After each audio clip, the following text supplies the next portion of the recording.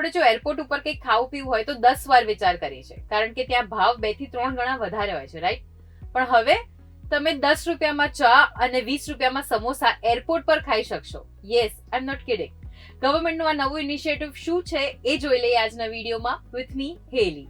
યાત્રીઓને એકદમ અફોર્ડેબલ પ્રાઇસમાં ખાવા પીવાનું મળી શકે એ માટે ગવર્મેન્ટે એક ઇનિશિયેટિવ લઈને એરપોર્ટ પર બનાવ્યું છે ઉડાન યાત્રી કેફે, જ્યાં બહુ જ નોમિનલ રેટ પર તમને ચા, કોફી, સમોસા, સ્વીટ પણ મળી જશે.